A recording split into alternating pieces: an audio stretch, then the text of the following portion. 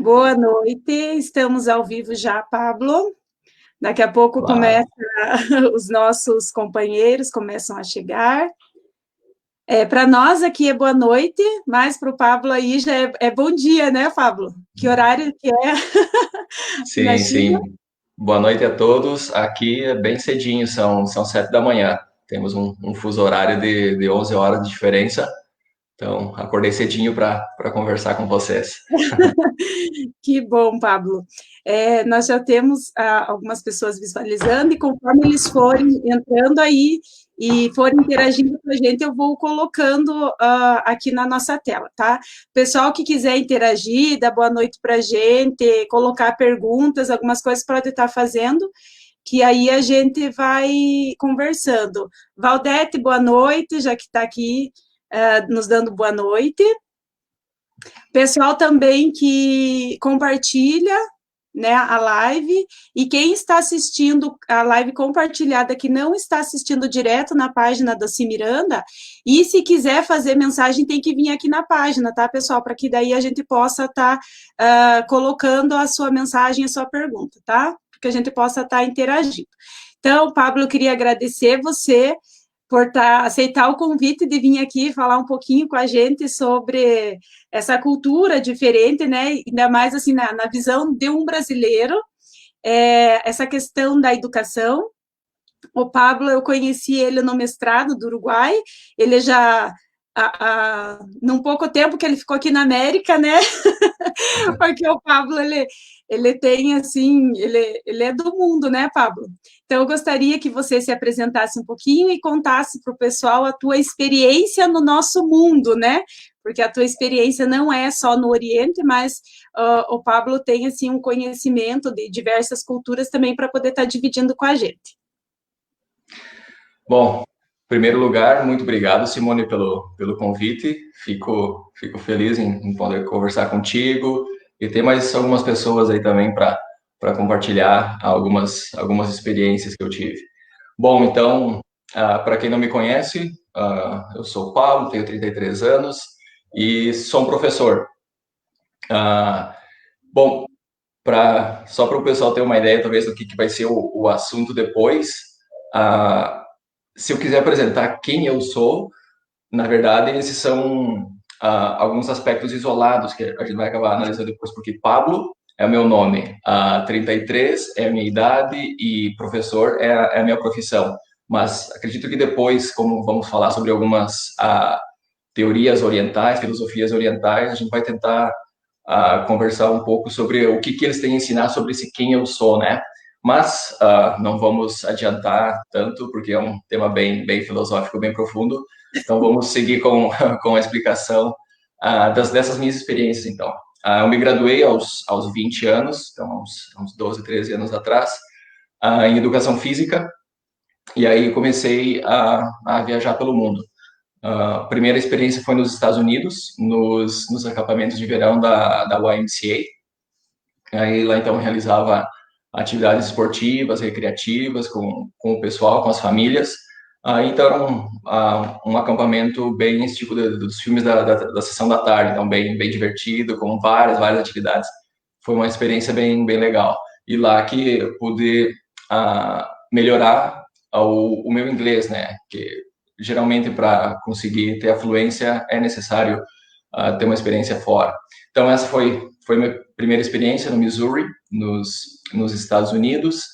Então voltei ao Brasil, fiquei mais um ano, realizei uma pós em Educação Física Escolar e acabei voltando aos acampamentos. Aí dessa vez eu trabalhei em Maryland, também nos Estados Unidos.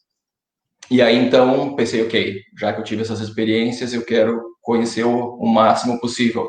Parecia que tinha algo que estava me puxando, me incentivando para seguir. E então comecei a trabalhar nos navios de cruzeiro.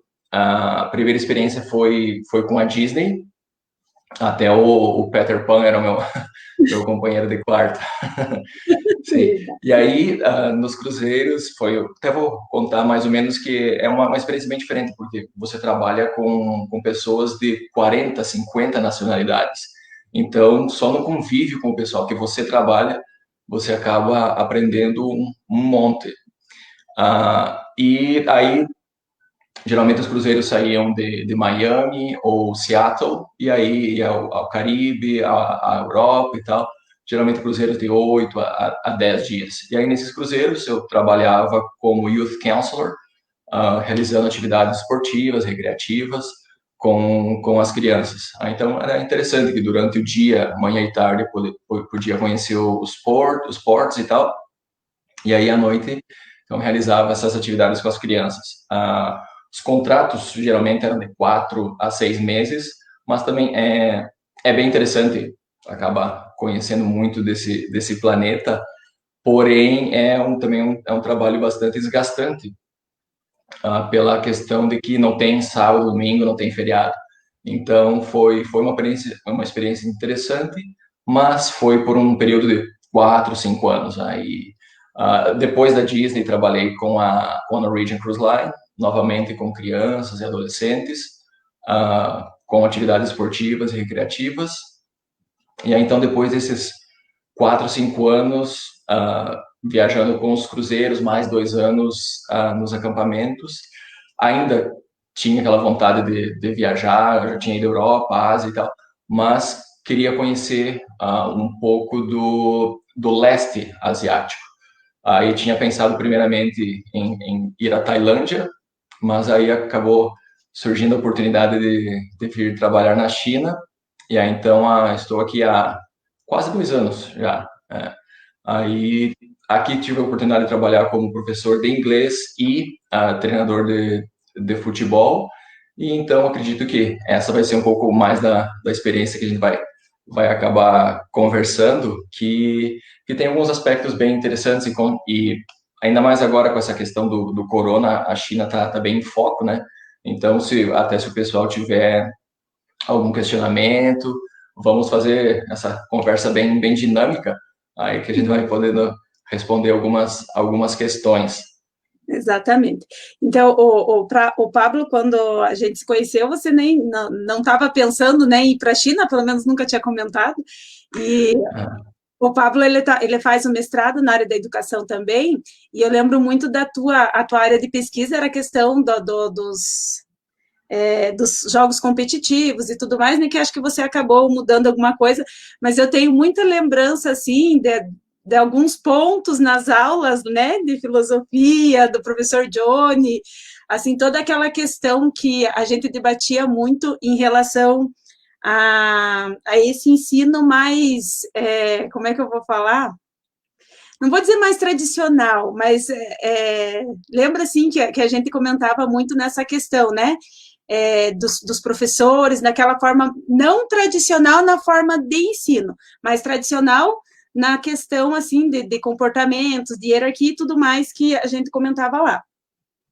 Aí você, com a experiência que você tem em relação à educação do Brasil, à educação aí da China, que quando você foi para aí, né, qual a tua aquela primeira impressão e concepção que você teve disso tudo em relação à educação, né? Sim, sim. Bom, em relação à educação física, uma tecla que eu reiteradamente bato é que eu não sou a favor da reprodução do esporte de elite, do esporte para profissionais, adultos, com as crianças, e acontece muito, chamada especialização precoce, que por vezes é utilizado treinamentos que seriam utilizados em equipes profissionais com as crianças. Então, até era o meu primeiro interesse, o meu primeiro tema da tese, mas aí, como era um mestrado em educação, eles falaram que ficou muito voltado à educação física. Então, aí eu tive que mudar, mas é uma tecla que eu gosto de debater, que devemos ter esse trato pedagógico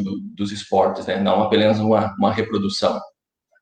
Bom, Exatamente. então, né, sobre a experiência na China, me surpreendeu, eu trabalhei com crianças de 3 aos 7 anos, me surpreendeu a idade que eles iniciam a aprender inglês, porque eu vi algumas escolas que eles levavam bebês de 1 ano, e sim, os pais já queriam colocar eles para aprender o inglês.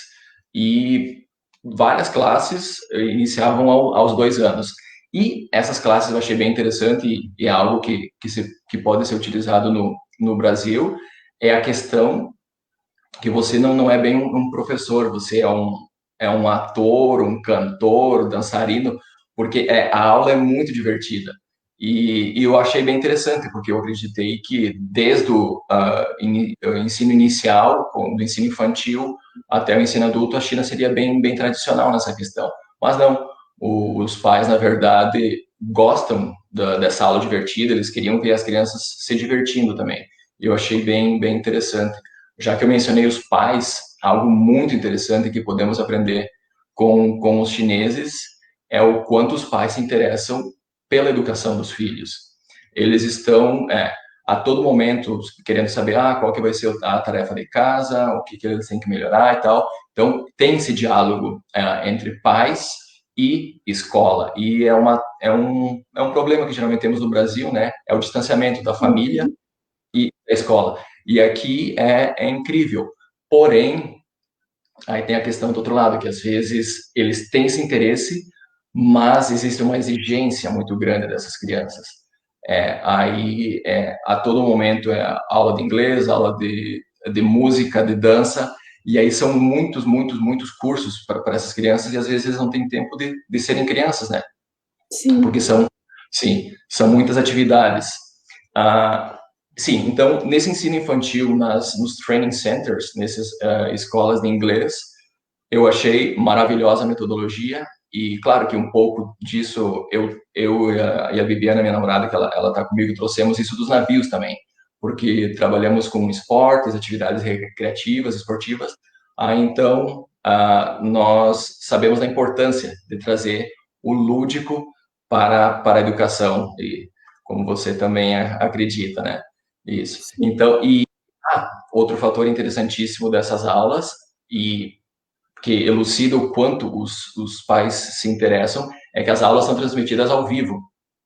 Ah, Hum, sim, é algo diferente. É uma questão da China, que eles têm um controle vamos dizer, bem grande na questão de segurança e tal, mas também nessas aulas. Então, elas eram transmitidas ao vivo.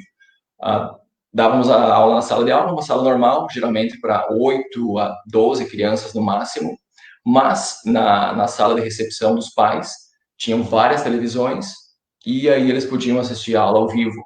E dependendo do que você trabalhasse ou não trabalhasse, eles já vinham logo depois da aula, tá? Por que foi feito isso? Então, tem um interesse muito grande dos pais em relação à educação. Então, esse é um dos fatores que podemos aprender com a China, esse diálogo família e escola. e a questão da disciplina. Aqui no Brasil a gente tem um índice muito grande, né? Essa questão da disciplina é muito grande, e aí a gente, dentro da educação, eu vejo assim, é muito perdida essa relação, né? Fica muito perdida entre disciplinar ou não disciplinar, porque a disciplina se faz necessária, né? Então, assim, qual que é a tua percepção, já que a gente sabe que aí a gente tem toda essa questão mais de disciplinar realmente, né? Como que são as crianças nestas questões? Sim. Esse até é um tema um pouquinho complicado, porque às vezes eu percebia que algumas crianças, até os 7 anos de idade, então, nessa tipo de metodologia, existia uma certa liberdade, talvez excessiva. Eu sei que é uma linha tênue entre o momento que o professor tem que dizer o não e o quanto ele tem que deixar a criança ter liberdade, então é complicado. Às vezes parecia que existia um exagero nessa liberdade, até os 7 anos, só que é um processo interessante, porque a partir dessa idade, eu não sei se talvez os professores chineses sejam mais enérgicos e tal, mas eu percebia que a partir dessa idade existia um respeito muito grande, às vezes até um certo medo dos professores chineses, aí parecia, porque aí as aulas muito tradicionais, então, como você havia falado, educação física, então, nesse sentido, a criança sentada, escrevendo, e sem muita interação, pelo que eu pude observar. Aí parece haver uma ruptura, então, até os 7 anos, nesses training centers de inglês, então uma aula bem lúdica, com dança, com música e tal, E então chega uma certa idade, então, ok, agora vocês vão sentar e vão escrever. E, e repetir, né? Aí parece que não é tão estimulado o pensar, a criatividade. E até conversei com o treinador da última escola de futebol que eu trabalhei, e ele disse que eu tenho muita dificuldade para falar inglês, mesmo que eu tenha aprendido desde que eu era criança, porque éramos ensinados a escrever, escrever, escrever, repetir, repetir, repetir, e aí chega a hora de conversar, aí tem uma barreira, fica difícil. É até essa questão que você colocou da criatividade e do senso crítico também, né? Eu acredito que acaba ficando, as crianças são tolhidas disso, né? Porque como é tudo muito monitorado, aí acaba que no ensino ali também as crianças acabam sendo tolhidas na forma crítica de ser, de repente. Sim, sim. E eu posso fazer um paralelo com as aulas de futebol, que eu treinei futebol aqui também, crianças de 6 a 8 anos, e eu disse a eles, ok, eu tenho a minha metodologia do Brasil, mas é claro que eu tenho que respeitar a de vocês, vamos tentar fazer uma interação das duas. E eu propus, então, um aquecimento mais lúdico para as crianças, porque imagina, são 6 a 8 anos, né?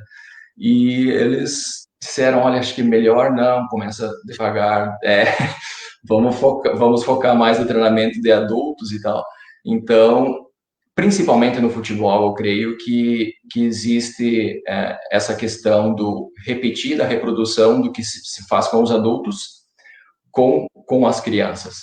Mas a China, no geral, eles estão num processo de ruptura por milênios eles estiveram muito fechados, isolados do restante do mundo, e agora estão chegando muitos estrangeiros. E até pela questão financeira, porque antes todo mundo ia aos Estados Unidos para tentar alguma oportunidade, algum emprego com uma renda maior. E agora tem muita gente, próprios americanos estão vindo para cá.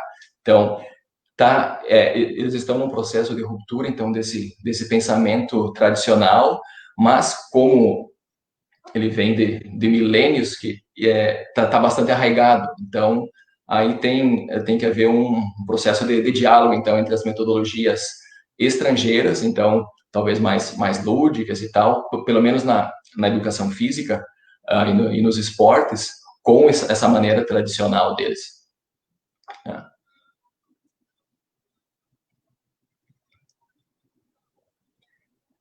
Bom, e outra questão, além disso, que na educação física, nos treinamentos, também os pais estavam muito presentes.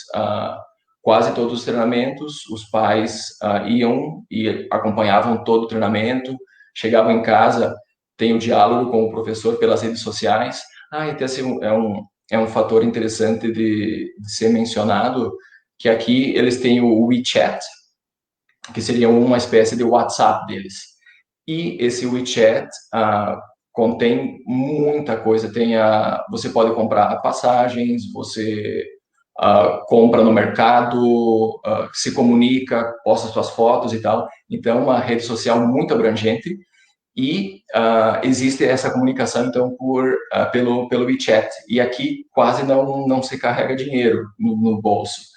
Quase tudo é realizado, então, com esse WeChat. Então, essa é uma diferença que temos do Brasil, e isso facilitou, então, agora, nesse período de pandemia, as aulas online, porque as crianças já estão mais acostumadas, os pais estão acostumados, então, a estar lidando com a tecnologia, e as escolas estão mais preparadas. Eu até não sei como é que está sendo o processo no Brasil, com as aulas online.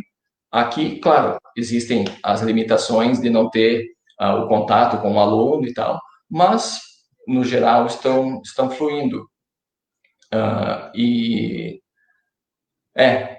Estão fluindo devido, então, acredito que essa tecnologia mais disseminada aqui na China. E quando começou o processo da pandemia, aí faz quanto tempo já que aí aí já está normalizando, né? Já entrou dentro da normalidade. Mas e Sim, como na que foi? verdade, eu acabei Na verdade, eu acabei escapando dos dois períodos críticos aqui na China e no Brasil, porque eu fui em dezembro ao Brasil e a partir de janeiro é que a situação ficou mais complicada aqui. Então, esse período crítico de janeiro a março, que foi na China, eu não estive aqui. Eu voltei, então, em março, e aí acabou chegando, então, o período crítico no Brasil. Mas eles fizeram o fechamento quase total dos estabelecimentos e tal, que acredito que funcionou melhor do que no Brasil. Só que como eles já são uma sociedade mais tecnológica, ficou mais fácil para eles seguir o andamento quase natural do comércio e tal. E os pais, como são presentes, também acaba facilitando, né? Se eles já tinham essa cultura de estar presente, questionar durante, né, as aulas, para eles, eles acabam conseguindo conciliar, que é um dos grandes problemas que a gente tem aqui, né? Que é os pais conseguirem conciliar dentro da educação esse processo das aulas online. Sim, sim. Eu lembro o tempo da graduação e do mestrado, então essa, essa lacuna que existe entre a família e a escola, e que é difícil de realizar essa comunicação, e aqui é algo que é fascinante, o quanto os pais estão interessados. Porém, como eu disse antes, às vezes existe um exagero, e falando na educação do modo geral, existe também o problema aqui às vezes, a educação preparar eles para entrarem numa universidade e não prepararem para a vida, não prepararem para o autoconhecimento. Porque depois eu vou mencionar, então, que temos Aprender com o Oriente, mas aí eu vou fazer um paralelo com as filosofias orientais, porque a educação, ela está muito voltada, então, a que as crianças consigam atingir essas universidades, porque eu estive conversando com alguns chineses, tem algumas universidades do mais alto nível que, uma vez que você entra nelas, aí que você pode conseguir um grande emprego, é muito fácil de ter um emprego com uma alta remuneração. Então, existe essa pressão para que esses alunos consigam notas boas, e essa competição para que consigam entrar lá. Então, é um problema que podemos fazer um paralelo com o Brasil, que também, muitas escolas, o seu objetivo é tentar levar os alunos a atingirem essas melhores universidades, e aí acabamos esquecendo um pouco de ensinar eles sobre a vida, o autoconhecimento e outras questões, então, que não estão ligadas a esse aspecto. Profissional, né? A Rosane está perguntando se todos os alunos têm acesso à rede tecnológica na China. Sim. Bom, acredito que talvez é que eu até não tinha mencionado, eu moro em Pequim. Então, por ser a capital, acredito que a grande maioria tem acesso à tecnologia. Não sei nas cidades pequenas, aí acredito que ainda existe uma parcela da população de renda mais baixa, que talvez não tenham acesso. Mas as experiências que eu tive aqui, todos com acesso à internet, e muito jovens. Acredito que esse fenômeno está acontecendo no Brasil também. Crianças muito jovens, já 2, 3 anos, já estão no iPad jogando e tal. Então, é bem disseminado aqui. Aí tem a questão cultural, social também é grande, Pablo? A questão social, como nós temos aqui no Brasil, né? A gente vê, às vezes, no próprio centro ali, você vê pessoas, né? Dentro das capitais, a gente tem uma disparidade social bem grande. Sim, com certeza.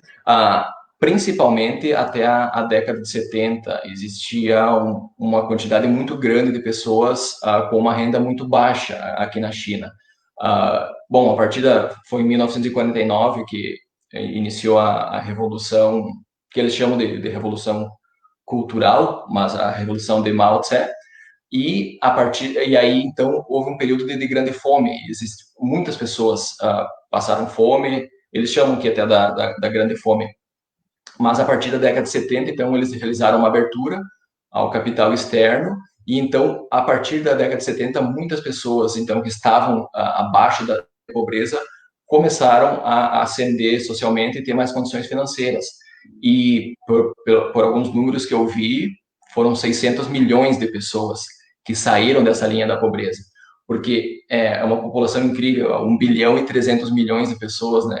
A cada 5 seres humanos, um é chinês, então eles têm uma população muito, muito grande, e conseguiram, então, a partir da década de 70, retirar muitas pessoas, então, da zona da pobreza, e agora eles têm acesso à educação, acesso à tecnologia.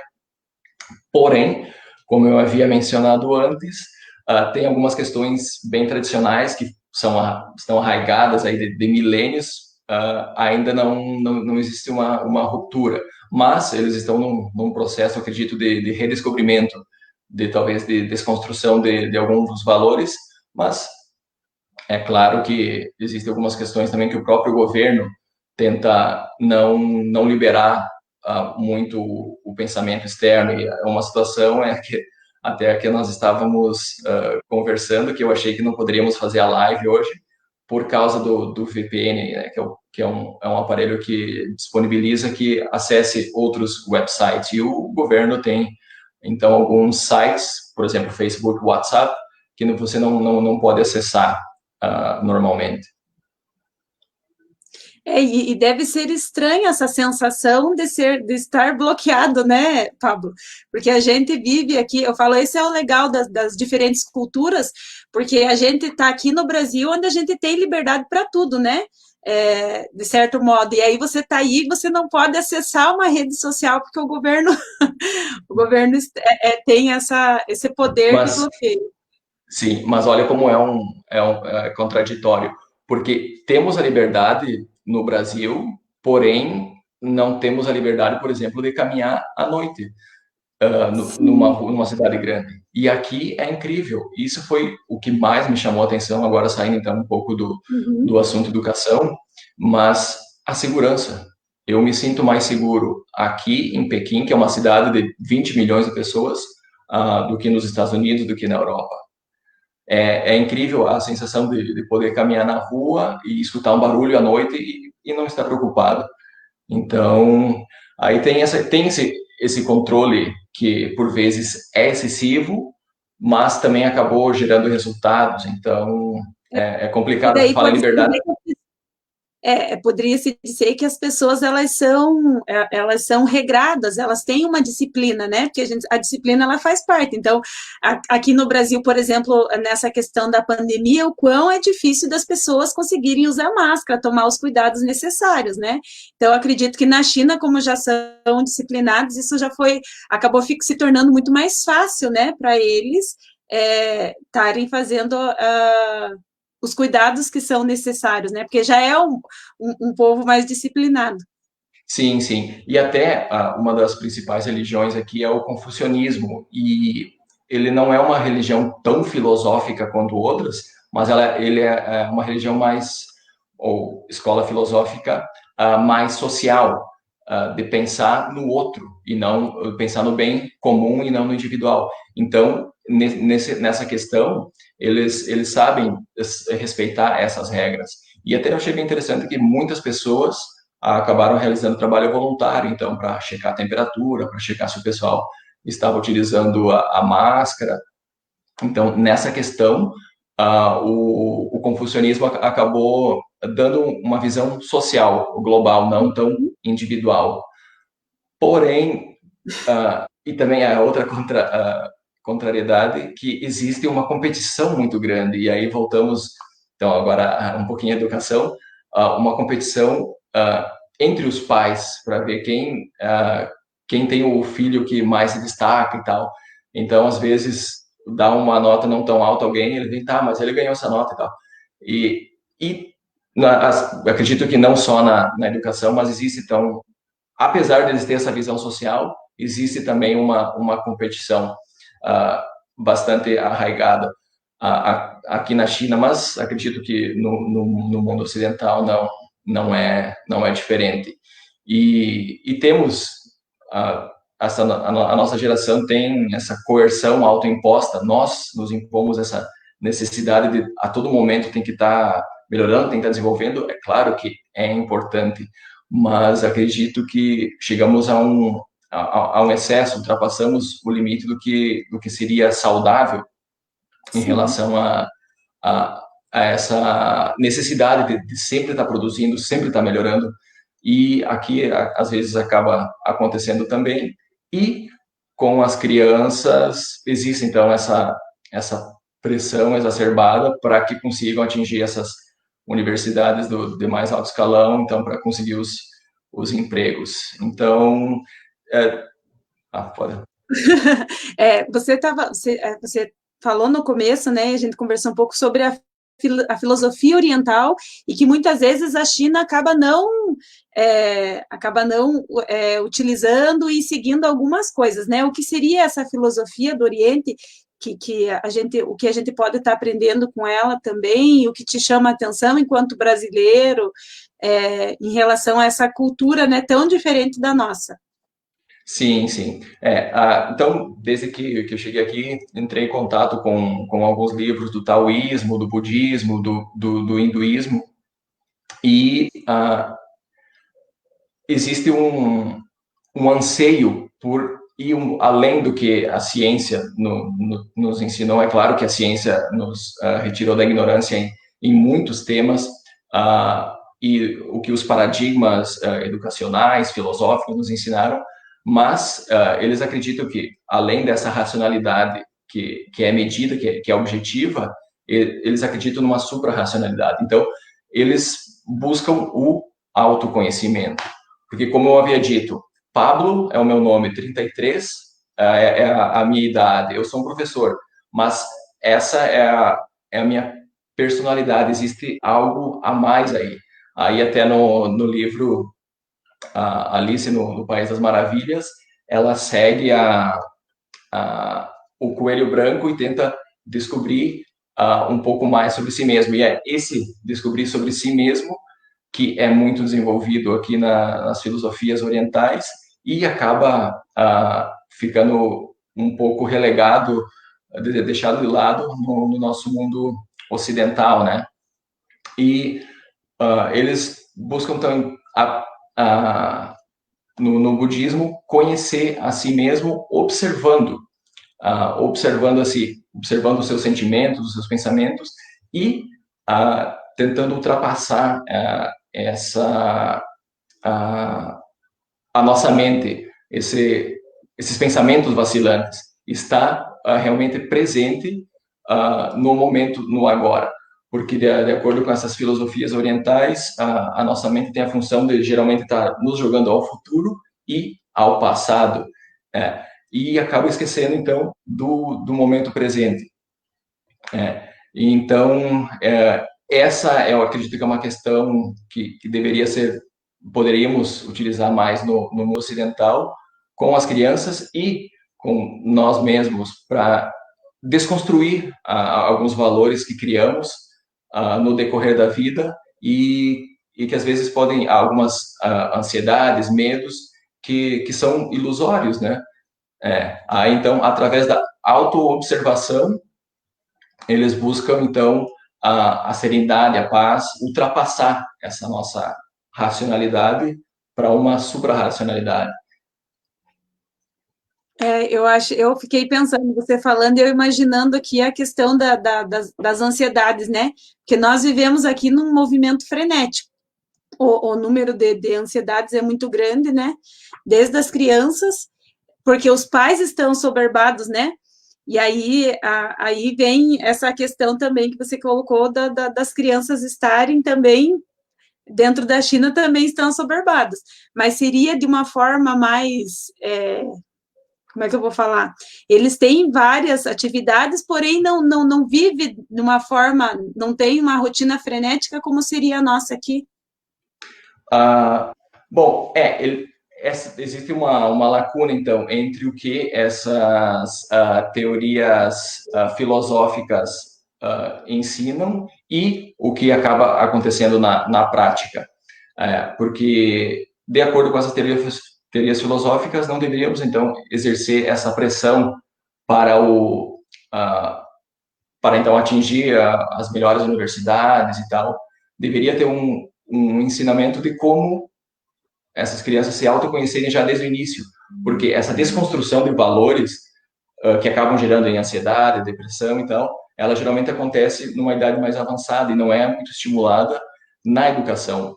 Então, acredito que existe essa lacuna entre essas teorias filosóficas e o que acontece na prática pedagógica. Aqui eu vejo que tem uma pergunta, então, voltando à educação. Uhum. Qual é a rotina de horário escolar nos centros infantis? É parcial, é integral? Bom, a minha experiência eu ia foi... perguntar eu ia perguntar se aí é dividido como aqui no Brasil, a relação da educação?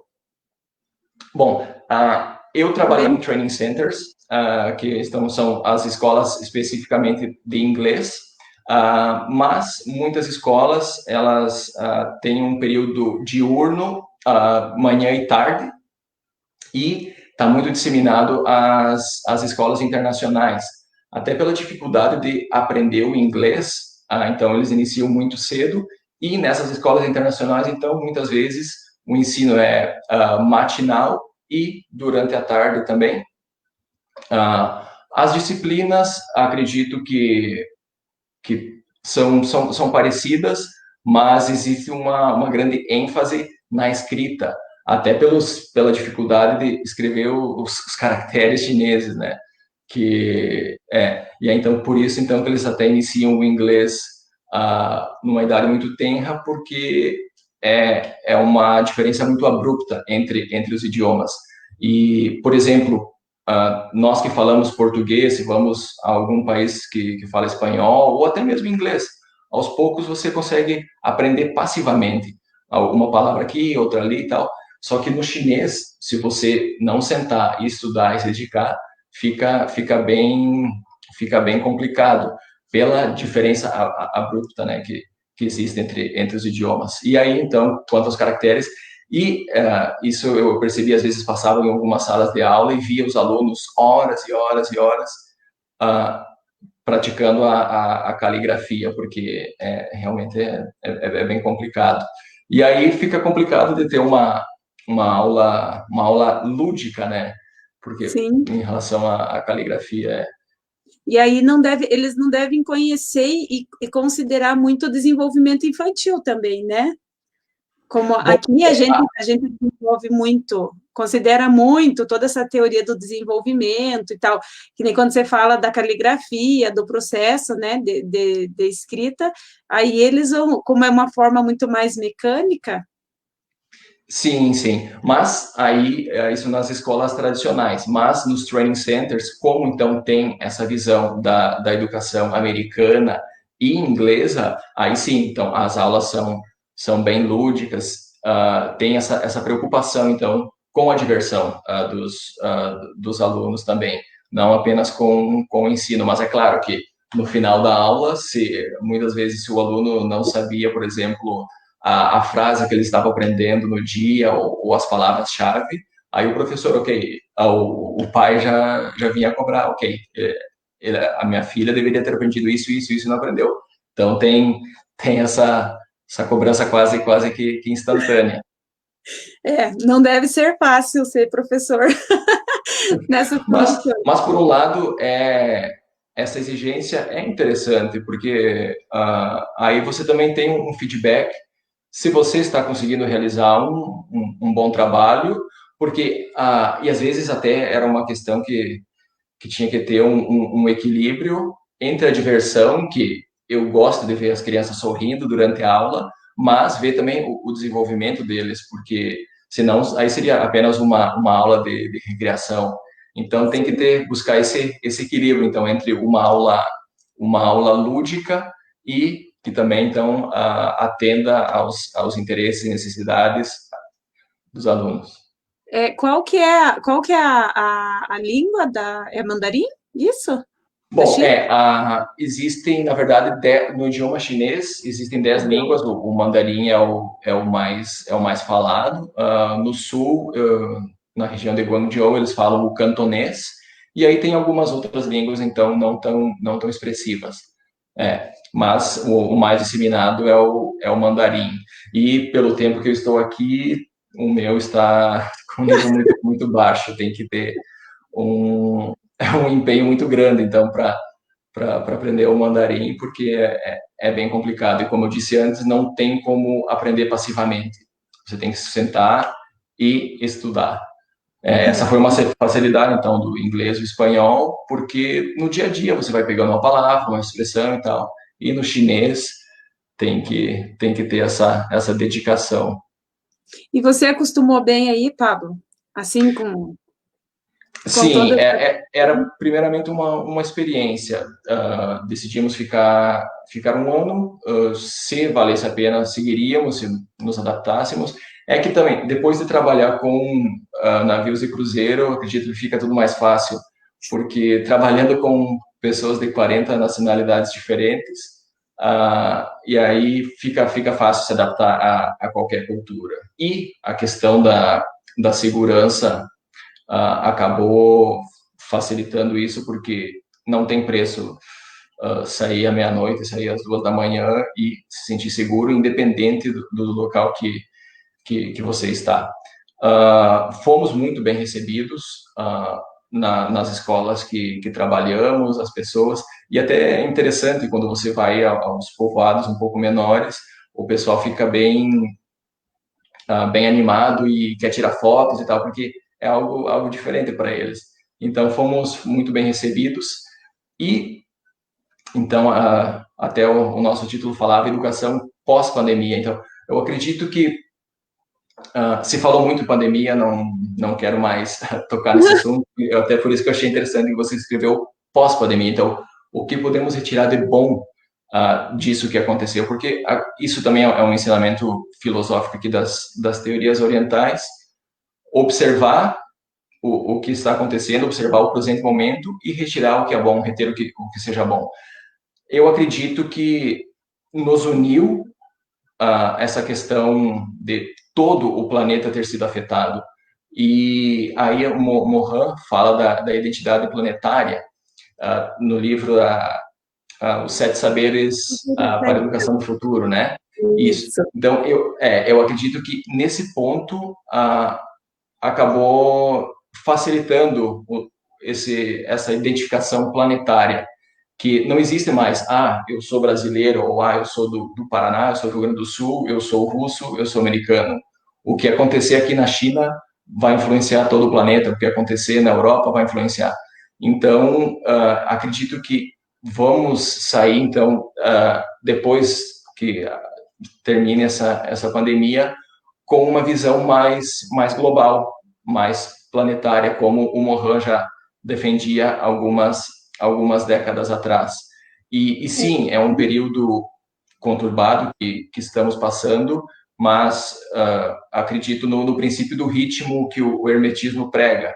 Então, nesse momento, estamos num momento complicado, mas eu acredito que é para dar um salto em relação eu diria, em relação ao pensar no outro, no sentido da alteridade, de saber que eu existo, eu quero, mas também existe toda uma sociedade. E agora vivemos é uma ilha, ainda mais trabalhando em navios, o planeta acaba ficando bem pequeno. Então, acredito que é algo que podemos retirar como lição. Então, quando superarmos essa crise, e de ver que essas linhas que criamos para dividir os países, elas são arbitrárias. Eu acredito que somos um planeta só, uma espécie, e claro que respeitando as demais espécies, mas que estamos aqui para evoluirmos juntos. E essas teorias filosóficas aqui da China, elas buscam há milênios ensinar isso, dessa conexão que há. Porque talvez antes ficava mais difícil de compreender essa conexão que existe entre nós, mas aí falando já de uma suprarracionalidade, porque às vezes é complicado de falar sobre um assunto que a ciência ainda não conseguiu provar, e aí às vezes talvez algumas pessoas criticam, isso não é provado pela ciência, só que a ciência ainda é muito limitada, Então, acredito que numa suprarracionalidade, além do que nós conseguimos descobrir com a ciência e com a filosofia, existe uma conexão. E acredito que com esse período de pandemia, vai ficar mais fácil de todos os cidadãos perceberem essa conexão maior que há entre nós e que estamos aqui para nos desenvolvermos juntos. Então, acredito que talvez diminuir um pouco essa competição excessiva que existe em alguns aspectos, né? Isso, a Rosane está colocando boa reflexão relacionada à identificação planetária do Mohan. Exatamente, você estava falando e eu estava aqui lembrando dessa relação, né, que ele falava muito, né, dessa educação terrena, né, realmente. E enquanto a gente pensa muito na educação voltada ali para o seu mundinho, né, para a sua realidade, para o seu contexto. Quando que nesse momento realmente a gente acaba vendo essa visão muito mais abrangente. E é isso que eu acho muito interessante da gente dividir esse conhecimento de mundos diferentes, né? Uma das coisas que eu falo, assim, que o que o mestrado me trouxe lá do Uruguai foi poder dividir, conhecer diversas realidades diferentes dentro do Brasil, né? Que lá na nossa turma a gente tinha pessoal de vários estados e cidades brasileiros, e com realidades diferentes, e então quando a gente fazia aquelas trocas, a gente acabava percebendo que dentro do Brasil eram realidades totalmente diferentes. Quando eu vi você falando na entrevista que você deu sobre a China, e aí eu fiquei imaginando, nossa, é um outro mundo, né?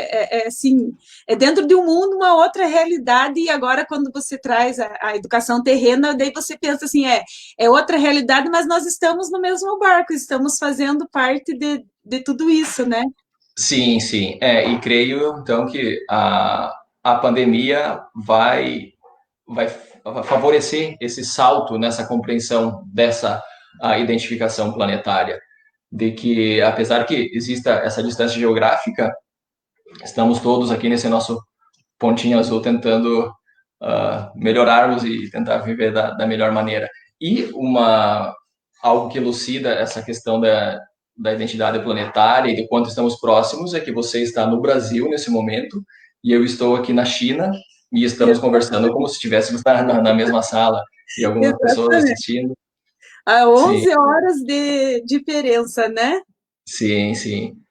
E aí até com algumas diferenças no clima, acredito que aí já está começando a esfriar um pouquinho, né? Aqui na minha região é frio, né? Aqui no sul é frio, né? Sim, sim. E aqui está um calor bem grande, porque estamos chegando no verão, até dá para ver que estou suando um pouquinho. E quais são as suas expectativas? Vai ficar aí mais tempo na China? Sim, sim. Pelo menos uns 3 anos, e porque tem sido uma experiência bem interessante, fomos muito bem recebidos. Agora, então, trabalhar um pouco para desenvolver um pouco melhor o chinês, que ainda está com um nível meio baixo, e aí dificulta para a comunicação, mas as benesses da tecnologia, com esses aplicativos, você consegue traduzir e, pelo menos, o básico, você consegue se comunicar com o pessoal daqui. Então, temos que utilizar essas ferramentas tecnológicas que temos, mas também sermos críticos em relação a elas, então, para que elas não acabem tomando todo o nosso tempo, né? E então sirvam ao seu propósito, mas também que não sejamos controlados por elas, né? Pelo uso excessivo. A gente está quase acabando, mas agora que você falando do tecnológico, me veio uma questão. Dentro das escolas é utilizado muito? Dentro da educação, a tecnologia? Sim, sim. Até nos training centers que eu trabalhei, as aulas têm muitos recursos digitais. Então, são muitas músicas, muitos jogos interativos, super coloridos e tal. Então, acaba atraindo bastante a atenção das crianças por ser super, super divertido. Então, facilita, são ferramentas que facilitam bastante. É claro que também não gosto de estar todo momento utilizando essas ferramentas, é necessário, então, o contato entre eles, os jogos entre eles para socialização, porém, são ferramentas bem interessantes e são bastante utilizadas, pelo menos até os 7 anos. Aí, a partir dos 8, 9, acredito que já volta, então, um ensino mais tradicional. Porém, nas escolas bilíngues, então, com metodologias advindas de outros países, então, acredito que já existe, então, uma utilização maior dessas ferramentas tecnológicas. Então, a China está vivendo essa polarização. Um lado está bem do tradicional, esse choque de culturas, de repente, assim, dentro dessa Sim, área. sim, sim. Eles estão num período de desconstrução de alguns valores, então está chegando muita informação, muitas metodologias diferentes de outros países, e aí então eles estão tentando realizar essa interação. Algumas escolas se mantêm bem tradicionais, outras já estão incorporando mais essas metodologias ocidentais, e então tem sido um processo interessante de observar esse desenvolvimento da cultura chinesa. A Rosane disse que trabalhou com um grupo de orientais e a sua fala me reportou as questões culturais, quando você citou a identificação planetária. Foi bem... Você está bem filósofo, Pablo. Sim, sim. Até eu falo com a minha namorada que é um pouco clichê você vir trabalhar na China, ficar um tempo aqui e aí começar a falar sobre o budismo, hinduísmo. Mas, sim, e aí depois que você começa a tentar descobrir um pouco mais sobre si mesmo, aí acaba sendo às vezes até quase um objetivo de vida. E tem ferramentas interessantes no budismo, no hinduísmo, para o autoconhecimento, observar a si mesmo e tentar, então, superar a nossa mente, esses pensamentos vacilantes e ultrapassar e chegar, então, na suprarracionalidade que eu havia dito antes. Que joia. Pablo, eu queria agradecer muito você, foi muito joia. E estamos aí, como diz você, acordando, né? E a gente indo deitar. E já estamos quase chegando a 1 hora de live. Muito, muito obrigado por tudo que você trouxe para nós, essa troca de experiências, né? Você vai estar apresentando, defendendo a Rosana, ela é aluna da UD também, está fazendo mestrado lá. O Pablo, Rosana, ele vai defender agora em janeiro, né? Só de ser Isso. Terei que voltar então ao Brasil em janeiro e aí vou ao Uruguai, então para defender a tese finalmente, né? Então, estou feliz, estou feliz. Que joia. Então, obrigada mais uma vez e boa sorte na sua defesa, boa sorte aí Ai, que bom, Andressa. Como sempre, lives maravilhosas. Andressa sempre é nossa companheira, né, Andressa? Bom, Boa agradeço, sorte. Simone, agradeço pelo convite e fico muito feliz de poder compartilhar um pouquinho dessa experiência no Oriente e em alguns outros países. Uma alegria, então, rever a amiga e o pessoal, então, que interagiu. Desejo muita paz a todos e um bom final de semana. Bom final de semana para você, tudo de bom. Tchau, tchau, Pablo. Tchau, Tchau, tchau. pessoal. Muito obrigada pela participação na live de hoje. Depois fica lá na página gravada para que vocês possam estar compartilhando. Tchau, tchau. Tchau, tchau.